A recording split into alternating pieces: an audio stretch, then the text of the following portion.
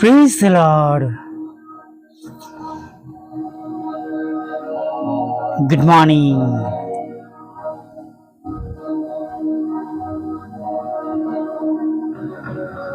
સવારની સલામ.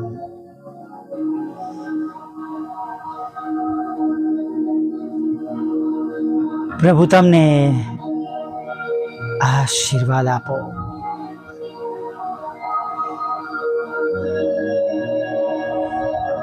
રાજાઓનો રાજા અને પ્રભુઓના પ્રભુ તમારી સાથે રહો.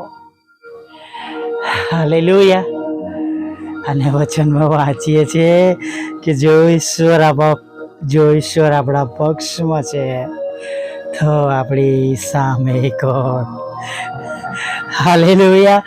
અને એથી વિશેષ પ્રભુનું વચન કે છે કે યહોવાનો આશીર્વાદ ધનવાન કરે છે અને તેની સાથે કઈ ખેદ મિશ્રિત નથી. બસ વાલા મિત્રો, પ્રભુની સાથે ચાલીએ, પ્રભુની સાથે જીવીએ, પ્રભુની આજ્ઞાઓ માનીએ અને પ્રભુમાં આગળ વધીએ. હાલેલુયા. સમય બદલાતો રહે છે. Time changes. એક જગ્યા પર આપણે વાંચીએ છીએ કે પ્રભુ ઈસુને પહાડ પરથી ધક્કો મારી દેવા માટે પ્રયત્ન કરે છે, મારવા માટે ફરુસીઓ શાસ્ત્રીઓ પ્રયત્ન કરે છે, પણ ત્યાંથી નીકળી જાય છે. અને થોડા સમય બાદ, મતલબ કે કલાક દોઢ કલાક બાદ પ્રભુ ફરીથી કહે છે કે ચલો આપણે ત્યાં જઈએ. અને શિષ્યો કહે છે કે હમણાં તો એ લોકો તને મારી નાખવા પ્રયત્ન કરતા, તું ત્યાં જવાનું કે છે બધો સમય સરખો હોતો નથી. Praise the lord. આજે હમણાં અત્યારે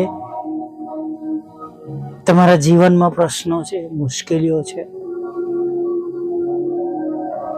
તમારી જોબ હવે આશીર્વાદિત રહી નથી, તમારો બિઝનેસ આશીર્વાદિત રહ્યો નથી, તમારી હેલ્થ પહેલા જેવી રહી નથી, સેવામાં કોઈ પ્રગતિ નથી, સેવાની અંદર સામર્થ્ય દેખાતું નથી, પીછેહટ છે, શત્રુઓ જાણે માથું ઊંચું કરી રહ્યા છે એવું લાગે છે. જે પ્રમાણે આત્માઓ જીતાવા જોઈએ, જે પ્રમાણે પ્રભુનો મહિમા થવો જોઈએ, થતો નથી. કીબોર્ડ વગાડો છો, સ્તુતિ આરાધના જે પ્રમાણે પહેલા કરતા હતા અત્યારે કરી શકતા નથી. જે પ્રમાણે પહેલા પ્રાર્થના કરતા હતા એ પ્રમાણે તમે પ્રાર્થના કરી શકતા નથી. જે પ્રમાણે તમે વચન બોલતા હતા એ પ્રમાણે વચન બોલાતું નથી. નિરંતર જાણે પીછે હટ થઈ રહી છે. બીસો નહીં, ગભરાશો નહીં.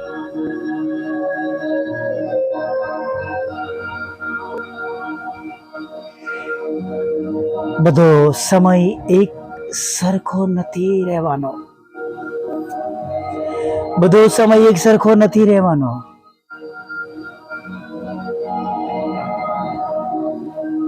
સમય બદલાઈ જશે, પણ આપણે નથી બદલાવાનું.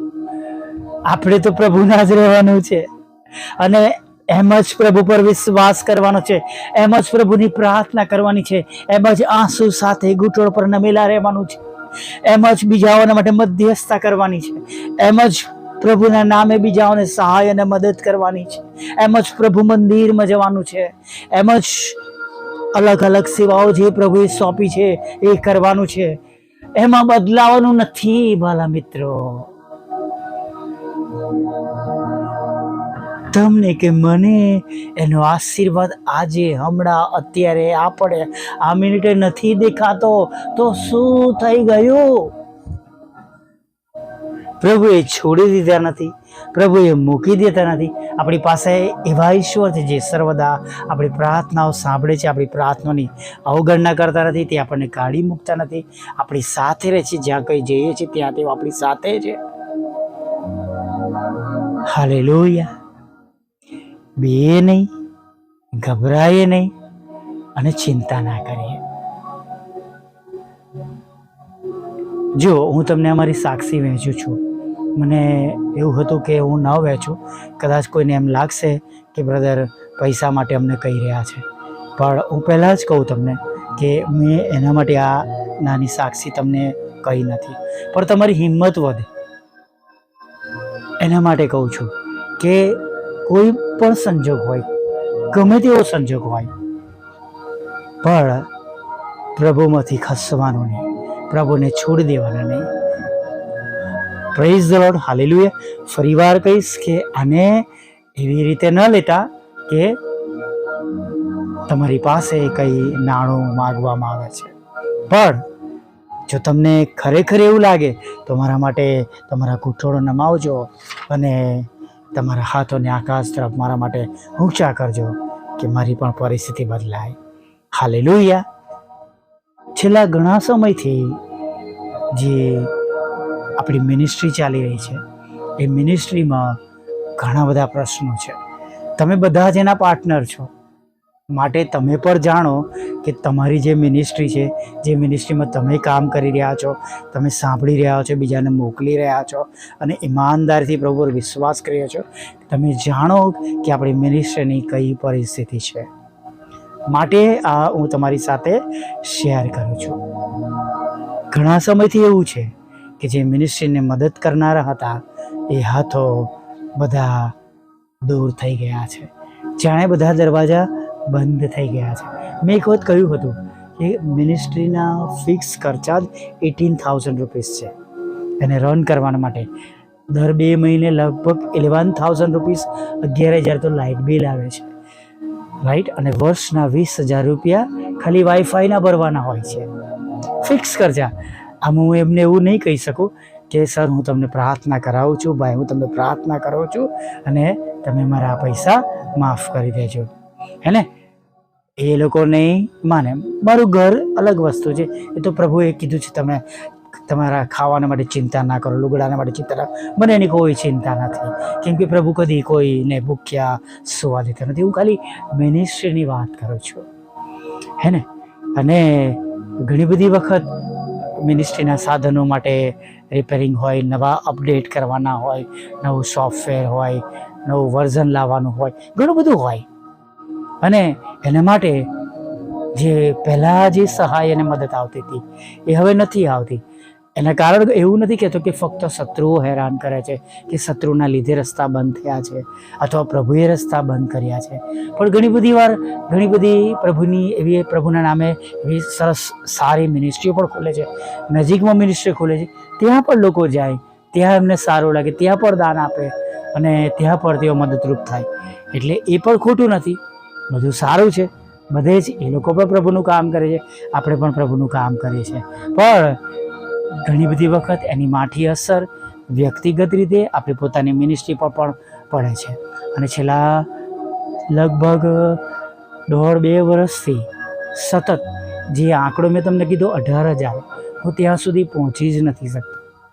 5, 6, 7, 8, 9 એ પણ બહુ ધીમે અને એ પણ પ્રથમના થોડા દિવસો સુધી, પછી કશું હોતું નથી. પછી આખો મહિનો રાહ જોઈ, પછી નેક્સ્ટ મંથમાં જે થોડા ભાઈ બહેનો જે કંઈ સહાય કરે છે એ મળે છે. તમે વિચાર કરો કે મારી પરિસ્થિતિ રોજ સવારમાં કેવી હશે, હું કેવી રીતના આટલી સારી રીતના પ્રભુના નામે ઓડિયો રેકોર્ડ કરી શકતો હોઈશ. Praise the lord. ઘણા લોકો છે, મારા અંગત લોકો પણ છે, પ્રભુના વિશ્વાસીઓ છે, મારા મિત્ર મંડળમાંથી, અથવા હું જેમના પર ભરોસો રાખું છું એમના તરફથી પણ રસ્તાઓ બંધ થઈ ગયા છે.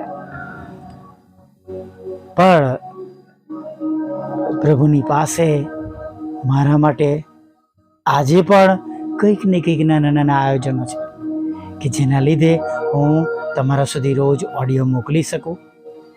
હેલ્થના ઇસ્યુઝ આવ્યા છે, બહુ ભયંકર હેલ્થના ઇસ્યુઝ આવ્યા છે, પણ જો એ બધાના લીધે દુઃખી થઈને શું પ્રભુનું કામ કરવાનું મૂકી દઉં, નિરાશ થઈને રડું, પ્રભુ પર ભરોસો રાખવાનું બંધ કરી દઉં, તો એનાથી કેવી નકારાત્મક અસર થશે. હે ને? માટે હું પણ એવી પરિસ્થિતિમાંથી નીકળ્યો, પસાર થઈ રહ્યો છું અને પ્રભુનું કામ રોજ કરી રહ્યો છું. અને વિશ્વાસ રાખજો કે પ્રભુ રોજ ધીમે ધીમે ધીમે સ્થિર કરે છે. હાલેલુયા. ચોક્કસ જે કંઈ ગયું છે, જેમ દાઉદ ચડીને બધું પાછું લાવ્યો, તેમની સ્ત્રીઓ, બાળકો અને જે કંઈ લૂંટાઈ ગયું હતું બધું લાયા, એમ પ્રભુ એક દિવસ બધું પાછું આપશે.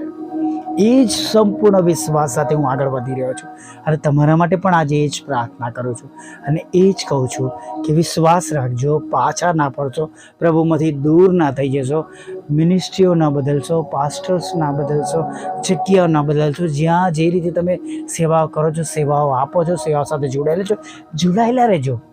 પ્રભુ ખચિત ફરીથી તમને બેઠા કરશે. હાલેલુયા.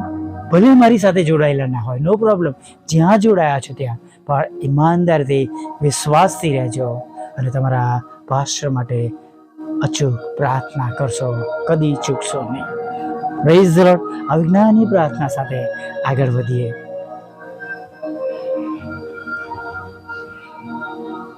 ભલા પ્રભુ, અમે તમારી સ્તુતિ કરીએ છીએ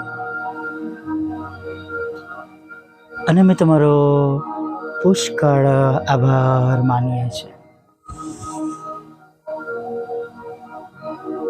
thank you lord. Thank you Jesus. પ્રભુ, તમે અમારા એવા ઈશ્વર છો, અમને કોઈ પરિસ્થિતિમાં તમે પડવા દેતા નથી. પ્રભુ, તમે અમારા ઈશ્વર છો, એવા ઈશ્વર છો કે અમને કદી મૂકી દેતા નથી. પ્રભુ, તમે અમારા એવા ઈશ્વર છો જે કદી અમારી પ્રાર્થનાઓની અવગણના કરતા નથી. પ્રભુ, તમે અમારા એવા ઈશ્વર છો કે જેમ સામે ચાલીને આવીને 38 વર્ષના માદાને સાજો કર્યો, એમ અમને પણ તમે બીમારીઓમાં રહેવા દેતા નથી. પ્રભુ, અમે તમારી સ્તુતિ કરીએ છીએ, તમે અમને સાજા કરો છો. થેન્ક યુ પ્રભુ. આજે સવારે અમારા માટે પુષ્કળ આનંદના સમાચાર છે કે આ બધા આશીર્વાદો અમારા આત્મિક જીવનને ધનવાન બનાવે છે. અને પ્રભુ, એની વિરુદ્ધનું તમામ દુઃખ, રૂકાવટના રૂપનું તમે દૂર પણ કરો છો. તેના માટે અમે તમારો પુષ્કળ આભાર માનીએ છીએ. પ્રભુ, આભાર માનતા, સ્તુતિ કરતા, આરાધના કરતા પ્રભુ તમારા ચરણોમાં નમી જઈએ છીએ અને આ દિવસમાં આગળ વધીએ છીએ. પ્રભુ, આજે આખો દિવસ પ્રભુ અમારી સાથે રહેજો, અમારી સંભાળ લેજો, અમારી કાળજી લેજો. પ્રભુ, છેક હમણાં સુધીમાં જે બી ભૂલ થઈ હોય પ્રભુ, વિચારવા દ્વારા, જોવા દ્વારા, સાંભળવા દ્વારા, બોલવા દ્વારા, એવી કોઈ જગ્યા પર હાજરી આપવા દ્વારા પ્રભુ પિતા, કે તમને ન ગમતું કરીને પ્રભુ તમારા હૃદયને દુઃખ પહોંચાડીને જે કંઈ પ્રભુ મેં પાપ કર્યા છે, અમને માફ કરો, અમને વધારે શુદ્ધ કરો, વધારે પવિત્ર કરો, વધારે નમ્ર કરો, દયાળુ બનાવો પ્રભુ. અને પ્રભુ, અમને ઉછીનું આપનાર બનાવો. અને પ્રભુ, અમારા દ્વારા ઘણા બધા લોકોનું ભલું થાય, ઘણા બધા લોકો તમારામાં આવે પ્રભુ, અમારી સેવાઓ આશીર્વાદિત થાય. અને પ્રભુ, જેમ આકાશમાં તેમ પૃથ્વી પર તમારી ઈચ્છા પૂરી થાય પ્રભુ. અને પ્રભુ, હા, તમારું રાજ્ય વહેલું આવે, દરેક ઘૂંટણ નમે, દરેક જીભ કબૂલ કરે તમે દેવના દીકરા છો પ્રભુ. એવું તમે થવા દો પ્રભુ. હે મારા પ્રભુ, હે મારા પરમેશ્વર, કૃપાળુ પ્રભુ, દયાળુ પ્રભુ, અમે તમને વિનંતી કરીએ છીએ પ્રભુ.